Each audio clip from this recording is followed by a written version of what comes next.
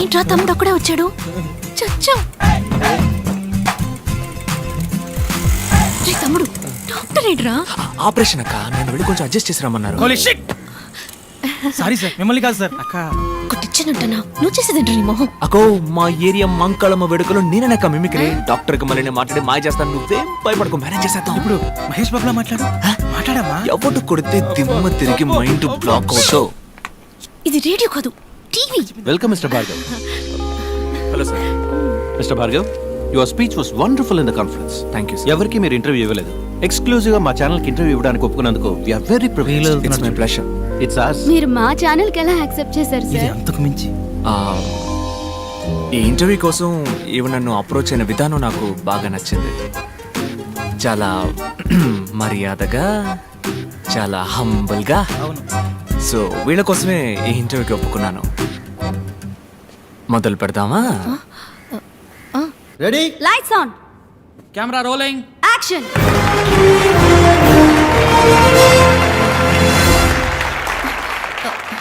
Hi hi hi, మీ అందరికీ సాధనా సాధకులు కార్యక్రమానికి స్వాగతం పలుకుతోంది మీ తార. ఇదే నా మొదటి షో. నా మొదటి గెస్ట్ డాక్టర్ భార్గవ్. అందరికీ అర్థమయ్యేలా చెప్పాలంటే 5 రూపాయల డాక్టర్. నమస్కారం. నమస్కారం. ఈ 5 రూపాయల ఫీజు అనేది మీకు కామెడీగా అనిపించట్లేదా? ఒక సగటు ఇండియన్ యొక్క మంత్లీ ఇన్కమ్ 1570 రూపాయలు, అంటే రోజుకి 50 రూపాయలు అన్నమాట. దానికి సంబంధించినంత వరకు 5 రూపాయలు పెద్ద అమౌంటే. డాక్టర్ భార్గవ్, ప్రభుత్వ ఆసుపత్రుల పట్ల ప్రజలు ఆకర్షితులు అవ్వడానికి మీ దగ్గర ఏమైనా ప్రణాళిక ఉందా? చీఫ్ మినిస్టర్, ప్రైమ్ మినిస్టర్, రాష్ట్రపతి, governor, MP, MLA, IAS, IPS officers, సింపుల్గా చెప్పాలంటే ఆల్ గవర్నమెంట్ సర్వెంట్స్ గవర్నమెంట్ హాస్పిటల్స్లో మాత్రమే చేరాలి అన్న చట్టం తీసుకొస్తే అన్ని గవర్నమెంట్ హాస్పిటల్స్ అగ్రస్థానంలో ఉంటాయి. డాక్టర్ సార్, మీకు కోల్డ్ ఫీవర్ వస్తే ఏ డాక్టర్ని మీట్ అవుతారు? ఏ మెడిసిన్ వేసుకుంటారు? డాక్టర్ సరళ 5వ తరగతి వరకే చదువుకుంది. మా అమ్మ, ఆవిడే మా ఫ్యామిలీ డాక్టర్.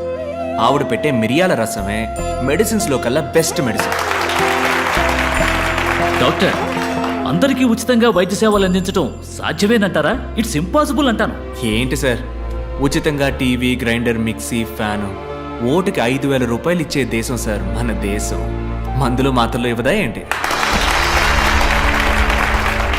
వైద్య రంగానికి సంబంధించి మన దేశం అగ్రస్థానంలో ఉందని మేధావర్గం అంటోంది. ఒక డాక్టర్గా మీరు అంగీకరిస్తారా? అగ్రస్థానం అని మీరు అంటున్నారు కనుక నేను కొంచెం సినిమా స్టైల్లో మన చిరంజీవి గారి ఠాగూర్లో చెప్పిన విధంగా చెప్తాను. వైద్య వృత్తికి వన్నె తెచ్చే డాక్టర్స్ని 34 దేశాలకి పంపించిన లిస్టులో ఇండియాది మొదటి స్థానం. కానీ అదే సమయం తమ దేశ ప్రజల కోసం ఉన్నతమైన వైద్య సేవలు అందించే దేశాల లిస్టులో ఇండియాది 112వ స్థానం.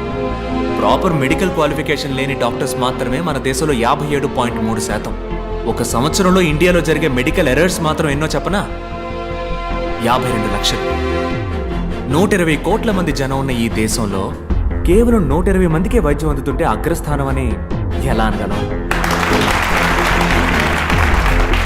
వైద్య రంగంలో అతిపెద్ద స్కామ్ గా మీరు ఏదనుకుంటున్నారు డాక్టర్? Medical checkup. మీలో ఎంతమంది నార్మల్గా ఉన్నారో చేయొద్దండి.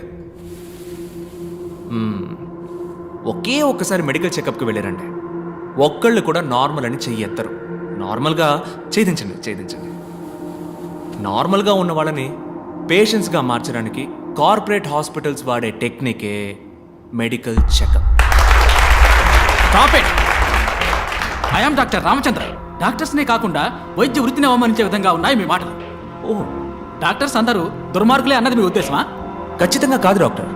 వందలాది మంది మంచి డాక్టర్స్ మధ్య వైద్య వృత్తిని వ్యాపారంగా మాత్రమే చూసే ఓ 10 మంది డాక్టర్స్ ఉండడం సహజం. వాళ్ళందరికీ నా సమాధానం కొంచెం కోపాన్ని తెప్పిస్తుంది. మీ కోపం వచ్చిందా? డాక్టర్, మీరు ఇంతవరకు ఎందుకు పెళ్లి చేసుకోలేదు? నేను నా డ్రీమ్ని ఇంకా ఫుల్ఫిల్ చేసుకోవాలా. అది కాకుండా ఈ 5 రూపాయల డాక్టర్ని ఎవరు పెళ్లి చేసుకుంటారు చెప్పండి? పోనీ ఒకవేళ ఎవరికైనా నచ్చితే తప్పకుండా వాళ్ళని పెళ్లి చేసుకోవడానికి సిద్ధంగా ఉన్నాను. అటువంటి అమ్మాయి మీకు దక్కాలని మేమందరూ వేడుకుంటాం. ఇది ఆఖరి ప్రశ్న. What is your dream doctor? ఉన్నతమైన వైద్యం అందరికీ ఉచితం, అదే నా dream. Thank you doctor, it was a great interview. అద్భుతంగా సమాధానం చెప్పారు. చక్కని సమాధానం, చక్కని ప్రశ్నకి దక్కిన బహుమానం. మళ్ళీ వచ్చే వారం సాధనా సాధకుల కార్యక్రమంలో కలుసుకునేంత వరకు మీ నుంచి సెలవు కోరుకుంటోంది మీ తారా.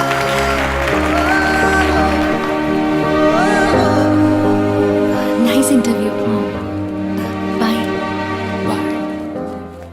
ఓయ్ తమ్ముడు, ఆ? నీతో కొంచెం మాట్లాడాలి, రా. క్లినిక్లో నా కోసం వెయిట్ చేస్తుంటారు, నేను పోతా. రోజ్ మిల్క్ కొనిస్తారా? రోస్ మిల్కా? తమ్మి రెడీ రెడీ అమ్మా రెడీ. అంబులెన్స్ డ్రైవర్ ని ప్రగతి నగర్ లో వేసేద్దాం. ఏజెంట్ ని వాళ్ళ ఇంట్లో వేసేయటమే సేఫ్. హెచ్ఆర్ ని హాస్పిటల్ వేసేద్దాం. డాక్టర్ ని జాగింగ్ చేసేటప్పుడు ప్యాకింగ్. 4 గొర్రెల దొడ్డికి వచ్చేస్తాయి. క్యాప్సా, కైమానా లేక సుకామా నువ్వే డిసైడ్ చేయాలమ్మా. ఇలా కిడ్డు ఇది చాలా కష్టమైన పనే. మనుషులు చంపడం మహా ఈజీ. ఇలా కిడ్నాప్ చేసిన వ్యక్తుల్ని గుట్టుగా దాచి అందరికీ క్యూరియాసిటీని కలిగించి మీడియా వాళ్ళకు కూడా బుర్ర వేడెక్కించి కాస్త మనసు పెట్టి చూస్తే డైరెక్టర్ శంకర్ పిక్చర్ స్టైల్లోనే ఉంది. ఇలా తప్పు చేసిన వాళ్ళందరినీ వెతికి వలేసి పట్టుకోవడం అనేది. చంపడమే కానీ స్టైలు. ఈ కిడ్నాప్ ఏంటి కొత్తగా? కిడ్నాప్ అయిన వాళ్ళందరూ హాస్పిటల్కి సంబంధించిన వాళ్ళు మాత్రమే అయి ఉండటం ఏంటిది? నా మటుకు ఈ సస్పెన్స్ మాత్రం తట్టుకోలేదు. ప్లీజ్ ఓపెన్ చేయి.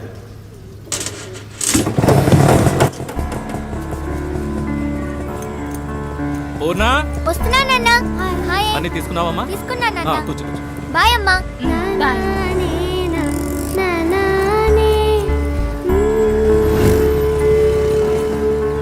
బాయ్ నాన్న. పూర్ణ సారీ మర్చిపోయినా. సూపర్ బోని అవుతుంది. చిన్న స్కూల్ ఏదో టూరు తీసుకుపోతున్నారు, మీ అమ్మందే. అమ్మందా స్కూల్లో తీసుకెళ్తున్నానన్నాను గాని నేను వెళ్తున్నానన్నానా?